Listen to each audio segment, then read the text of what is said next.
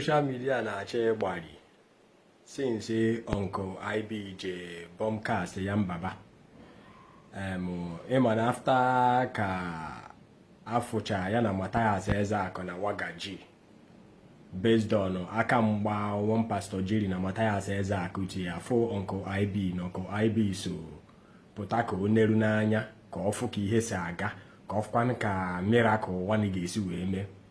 Now people started criticizing him. Surprisingly, Uncle IB surfaced in a Yambaba bombcast.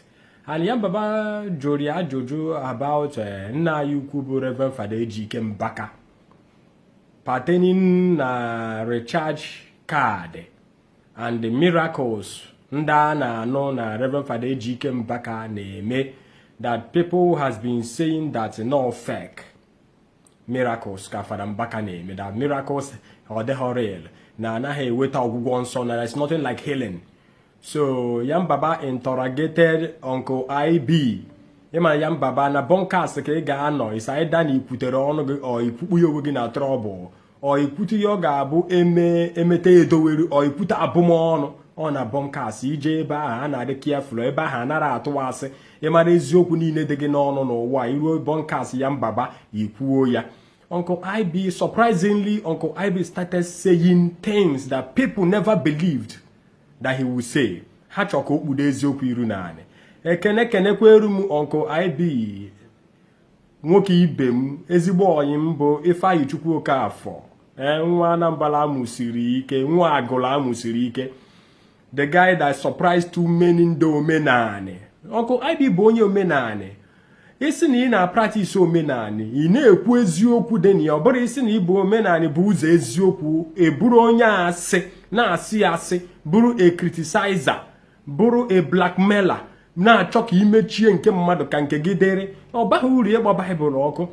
Uncle IB said it all. Ọ sị gị that na gịnị, there is miracle. Na ọ bụ maka ọfụrụ ya n'anya na adoration ministry, na ọfụrụ ya n'anya na onye nọ mmadụ nso ga-ekwu ihe onye ahụ na-eme. Father Mbaka ada atụkwasị mmadụ aka n'isi o wero time ahụ no ebe ahụ ọ na-akwụ na altar ka ọ ga-akwụ ọ na-release walls of healing on sige take it receive take it ị ga na-anụ bụ take it ahụ ebe niile and ewenube ndị ọbụla under healing section under deliverance section ha ebunite asị gị na ha merụrụ arụ.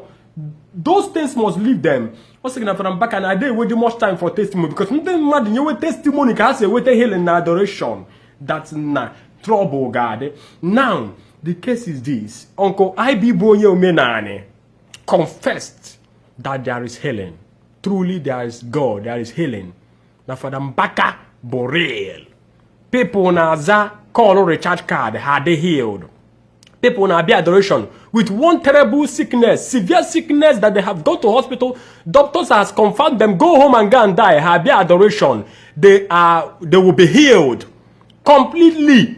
Ha potana achona azoka hanye testimony. Father Mbaka bagote hana testimony emechi you. Owero kwa time for testimony because healing na ago ya ago, always bube na ago ya ago. Ihe Chineke kwayeri ya n'ime bụ ngwa eji alụ ọrụ. Every day, new things na apụta. New healing, new salvation, new deliverance, and new miracle. Everything but new. Every day for them bagote out here, there must be a transformation. At least none to 200 persons because a lot of crowd are there. Now, if Uncle IB can be too bold enough to say this thing on bombcast Yambaba, don't you see that there is God? Why can't we fear God? With insult to Nino, with mkpari niile a na-akpari Christianity, a na-akpari ndị ụka. Ihe a bụ onyinye amara. Chineke ka na-enyekwa onyinye ya. Onyinye Chineke agwụbekwe nke bụ eziokwu. Father Mbaka hates what they call RNG because Yambaba jụrụ ya. Na kwa Father Mbaka eso na ndị RNG, o so eme ihe RNG. O si no hate to call, no hate to the last. And Father Mbaka is taking people's to heart. Oh, a father of the less privileged. He has helped millions of people. Ndo help na majority of ndo help go. Okporo ụgwọ na ọrụ ụlọ. O bidoro business. Ezigara ụlọ ọgwụ. Ha ga je more operation ga surgery man obodo Igbo na ọmara ha.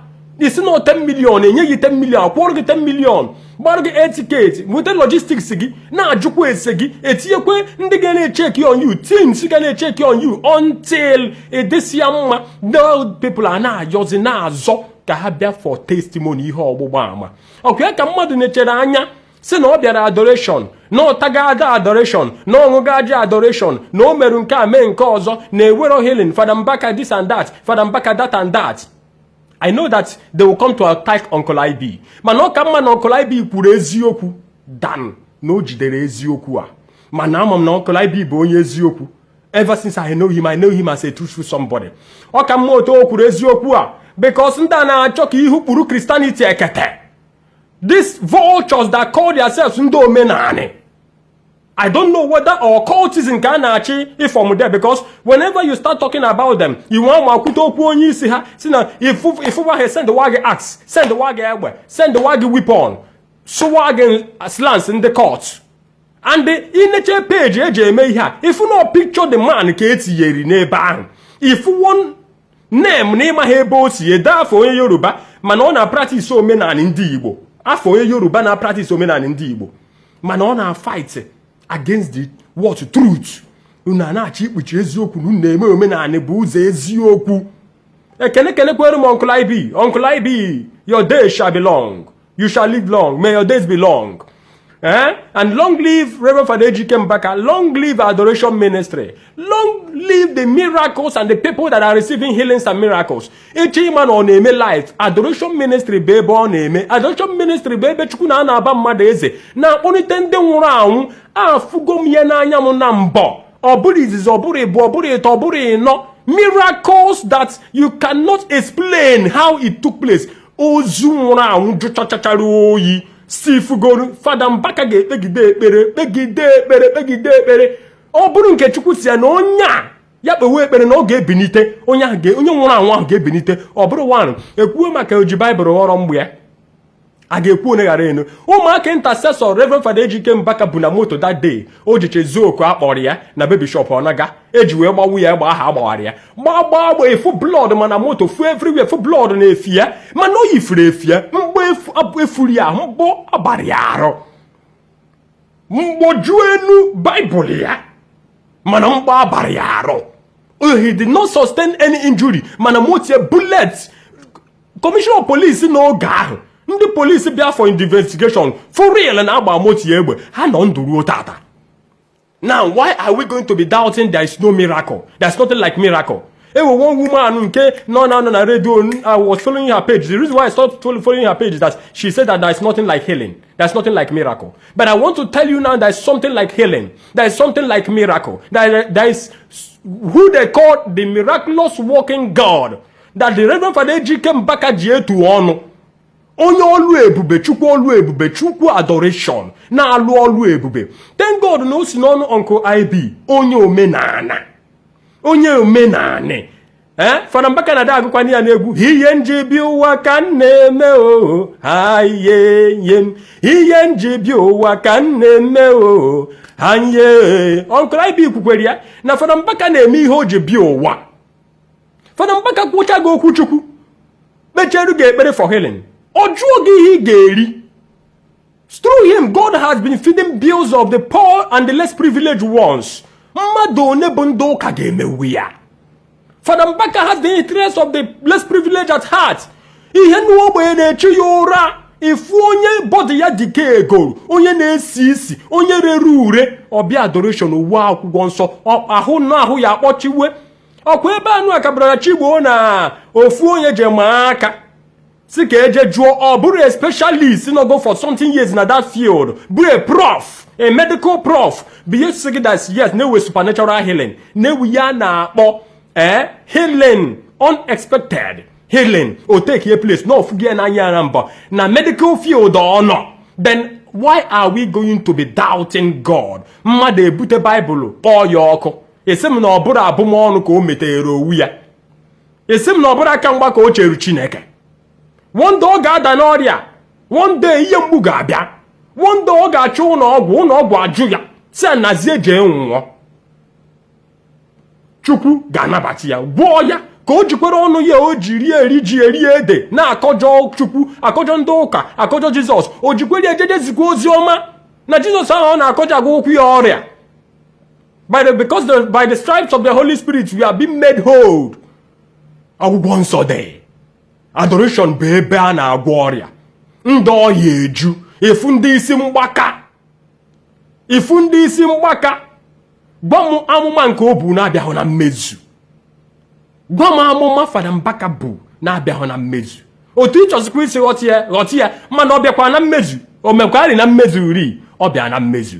Achọrọ m ka ị gee ihe Uncle IB kwu na Bombcast ya mbaba daalụnụ na nke Fada Mbaka adoration na ikulia note wa down na 2020 media manager as onye lugo Fada Mbaka nso nọdụkwuo adoration enwe ụmụ ife dịgasị anya ndị mmadụ na-amarọ gbasara ya bụ adoration nke ọma ma nke ọjọọ inwe ike ịgwa okay ihe bịa n'obodo na onye kpa mmadụ nso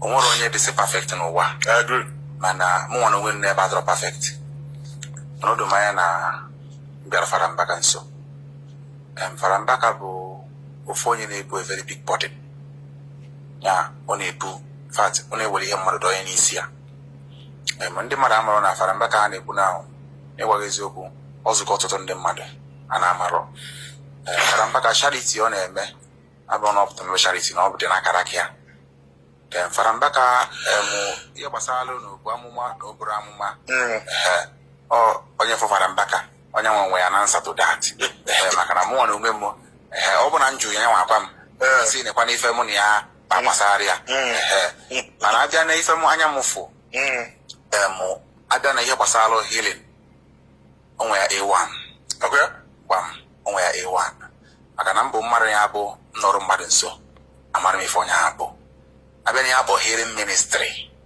ministry Fada Mbaka adịghị emetụ mmadụ aka enweghị ike ịpụta kịta bikwasa gị aka bịala gị asị na bikwasa mmadụ aka na-ewegharị onye a ọ dị eme ya n'ọta aka ọ ga-anọ wee na-ekwubi okwu n'isi mmadụ ihe ọma na-eme and nke ya bụ na a na-eme testimony n'ebe afọ maka ụmụ ike ụfọdụ ndị be ya ma mụtasị ya ịmara na ekwenyerọ n'ihe abụ m onye ọdịnala mana ekwenyerọ n'ihe abụrụ na ihe filo na every living being na onye ọbụla na-eme fake miracle because of esi ekwe ya no Fada Mbaka dị eme anything fake miracle arrange ọma mmetụdị gị aka ara akpọta mmadụ ebe a ifu na ara amadị ndị na-abịa ifu na ọ bụrụ onye ọbụla na-abịa enye testimony nọọ ịbịa mụnwa na onwe m bụ a testimony because Fada Mbaka ọ bụrụ na ọ da agwọ ọrịa sị gị na Fada Mbaka na-agwọ ọrịa ọ akara aka ya ịma na abịa n'ala Igbo dịka nsị gwa gị a sị gị na onye ọbụla nwesịrị onyinye nke ya nyanwa nwere onyinye ịgwọ ọrịa asị ihe a na-akpọ agwụ ya bụ onyinye ịgwọ ọrịa ọma mmetụ gị aka omeka ịnụ na onwego mbọsọ kwenyete mmadụ n'ọnwụ ịnụ dị ihe dị otu ọ dịghị ka ihe akọ n'akụkọ efu ọ na-eme ihe ndị Igbo na-amarọ bụ ihe ha nwe ka ha na-amarọ ndị Igbo amara ihe ha nwere ebe a gị nwa anụ bụ Chijioke nọ o nwere ike ọ bụrụ na ị nwere mmụọ ịgwọ ọrịa o nwere ike ọ bụrụ na enwego ọtụtụ ndị mmadụ ikwe n'aka sọsọ fanwụnalụ ngozi mana ịmarọ ndị Igbo amara ihe ha nwe so na o nwere ike ịpụta na social media because of ihe na-eme the rate of ihe na-eme aga na-akọ ọtụtụ akụkọ n'isi ndị mmadụ asị na Fada Mbaka na ọ ji bụ na fake miracle nke nwa ji mee nke nwa emerọ then iyi ya jụ bụ onye ahụ na-ekwu ihe a alụm 2020 2021 2022 I'm still with them till today then I've never seen ebe ọ nọ n'ọta bikwasa mmadụ aka sị na ọ na-ekpere mmadụ ekpere omenuli ya tiru ngwesi ebe a wee pụọ na ọ ga-anọ ebe afọ gbam na-ekpe ekpere na-ekwubi okwu n'isi ndị mmadụ mmụọ ọnya na ya ya ebi ụwa ụkwa kara ụwa ya bụ mmụọ niile bụ ezi mmụọ na-arụ ọrụ na ndụ ya echezia na-alụ ya bụ ọrụ ya bụ ndị mmadụ na-amarọ mana ndị mmadụ onye ịgwali ọsị gị gịnị na-asị n'ofe ọkụ na-anụ gị ya biko na onye ọbụla jiri nke a mara ihe sịkwanye Chineke ugwu Chukwu na-egbukwe mmadụ ọnwụọ n'ike Chukwu ịchọba ebe a na-agwọ ọrịa adoration bụ ebe a na-agwọ ọrịa ịchọba ebe a na-agwọ ọrịa adoration bụ ebe a na-agwọ ọrịa ịchọba ebe a na-aba eze adoration bụ ebe a na-aba eze. Maka ndị ga-abịa ịta ọkụrọbish, bịa kwanụ biko bịa air your view, comment and say your own